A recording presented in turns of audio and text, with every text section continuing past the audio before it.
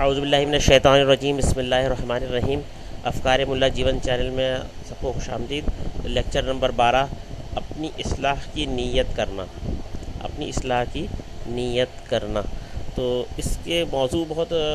سادہ سا رکھا ہے، اور اس میں صرف اصل بات ہماری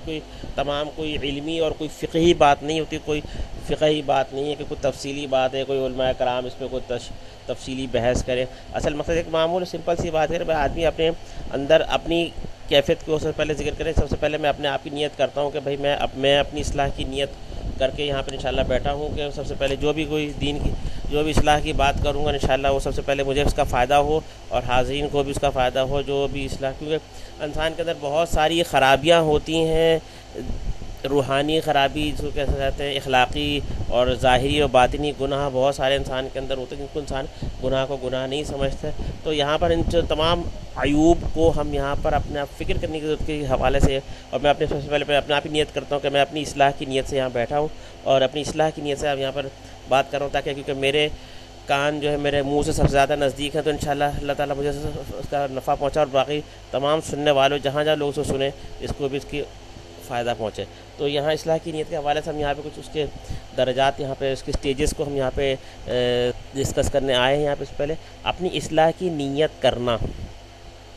کہ ہمارے اندر خرابی ہے، اپنا انسان اپنے آپ کو سوچے اور سمجھے۔ میں بھی اپنے آپ کو کہتا ہوں کہ میرے اندر بے شمار خرابیاں ہیں، مجھے بھی سوچنا سمجھنا چاہیے۔ میرے اندر بہت سارے عیب ہیں، میرے اندر بہت سارے گناہ ظاہری، اخلاقی، باطنی، بہت سارے گناہ ہیں، اور میں اپنے آپ کو گناہ گار سمجھتا ہوں، اور میں اپنے آپ کو بیمار سمجھتا ہوں۔ یہاں بیمار سے مراد گناہ گار سمجھنا ہے، یعنی کہ میں اپنے آپ کو گناہ گار سمجھتا ہوں۔ میرے اندر بہت سارے گناہ ہیں اور میں ظاہری اور باطنی طور پر میں اپنے آپ کو بیمار سمجھتا ہوں، اور مجھے اپنے اندر بہت سارے گناہوں کی اصلاح کی ضرورت ہے۔ یہ ہر انسان کو سوچنے کی ضرورت ہے، یہ نہیں کہ بس کوئی مخصوص لوگ ہیں انہی کا یہ کام ہے، ایسا نہیں ہے۔ چاہے ہم زندگی کسی بھی شعبے سے منسلک ہوں، ہم اپنے آپ کو سوچنا کہ ہم گناہ کرتے ہیں اور ہمارے اندر بے شمار عیوب موجود ہیں، اور ان عیبوں کا علاج کروانا اور اس کو بہتر کروانا ہمیں ضروری ہے۔ اس کے لیے ظاہر سے دوسرا اسٹیج آتا ہے، اس کے بعد آتا ہے کہ معالج کو ڈھونڈنا، کہ کوئی ایسا جو اس کے باتیں ہمارے دل کو لگتی ہوں، اس کی بات سن کر کے ہمیں گناہ چھوڑنے کا خیال آتا ہو، بلکہ گناہ کو ہم گناہ محسوس کرتے ہوں، جن کی باتیں سن کر کے ہمیں دل میں ایسا خیال آتا ہو کہ واقعی ہمیں گناہ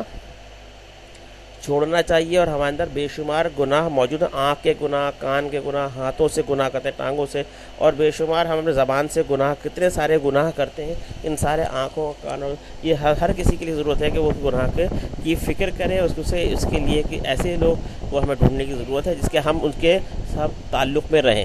اور اس کے بعد ہم آخری بات ہم اسے کرنا ہے کہ علاج کرانا، آنکھوں کے گناہ، زبان کے گناہ، ہاتھ کے گناہ، اور علاج کراتے رہنا ہے، اور اس کے بارے میں ہمیں فکر مند رہنا ہے۔ اور معاملات کے گناہ، معاشرت کے گناہ، معاملات میں کتنی خرابیاں ہیں اور کتنے عیب ہیں ہمارے اندر، اور اسی علاج کراتے مرتے دم تک اپنے آپ کو بیمار سمجھنا۔ یہ نہیں کہہ رہے کہ ہم تمام گناہوں سے پاک ہو گئے، بلکہ ہمارے اندر ابھی بے شمار گناہ ہیں، اور اس کو فکر میں رہنا اور اسی حوالے سے اس میں اپنے آپ کو فکر مند رکھنا، یہی سب سے بڑی ہماری روحانی صحت کی علامت ہوگی، اگر ہم تمام گناہوں کو فکر مند ہو جائیں۔ اور اس کے لیے ہم، کیونکہ دیکھیں گناہ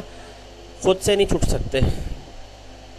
اور انشاءاللہ بہتر ماحول اختیار کر کے بہتری تو آ سکتی ہے، مگر کچھ ایسے گناہ جو ہمارے اندر ہماری عادات و اخلاق میں رچ بس گئے ہوتے ہیں، وہ آسانی کے ساتھ وہ نہیں ہو، بلکہ اس کے علاوہ ہمارے جلوت اور خلوت کے اعمال کے گناہ ہیں، اس کو بھی ظاہر ہے اس سے بھی بچنے کی ضرورت ہے، کیونکہ شیطان جو ہمیں خلوت میں، تنہائی میں بھی ہم سے کوئی ایسے گناہ کرا دیتا ہے، تو وہ اپنے خلوت کے اعمال بھی ہم اپنے معالج کے سامنے پیش کر کے پوچھیں گے بھائی ہمارے خلوت میں بھی ہم سے کوتاہیاں و گناہ ہوتے ہیں، اس کے لیے ہم کیا تدبیر اختیار کریں۔ انشاءاللہ وہ علاج بتائیں گے آپ کو، انشاءاللہ رسوا اور آپ کے ساتھ کوئی ایسا معاملہ نہیں رکھیں گے انشاءاللہ، بلکہ اصلاح کی پہلے وہی معالج آپ انشاءاللہ بہتر اور ڈھونڈیں گے جو آپ کی قلبی، جس سے مناسبت ہوگی، جس کی باتیں آپ کو دل کو لگتی ہیں، گناہ چھوڑنے کا آپ کو خیال آتا ہو۔ تو یہ ساری باتیں یہاں پر ہم انشاءاللہ اسی بات کو ڈسکس کرنے آئے ہیں کہ کیوں اصل وہی ہمارے چینل کا مقصد ہے۔ ملا جیون رحمۃ اللہ علیہ خود بہت بڑے عالم دین تھے، معتبر اور مستند عالم دین تھے، تمام مکتب فکر کے علماء کرام، تمام فرقوں کے علماء کرام ان کو سب عالم دین مانتے ہیں، تو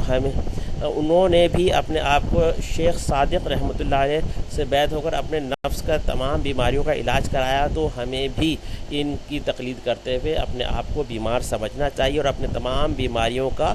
علاج کروانا چاہیے، اور اپنے آپ کو مرتے دم تک مریض سمجھنا چاہیے، تاکہ ہم اپنے گناہوں سے بچ کے انشاءاللہ شیطان کے مکر و فریب سے بچ کر انشاءاللہ جنت میں جا سکیں۔ وآخر دعوانا ان الحمد للہ رب العالمین۔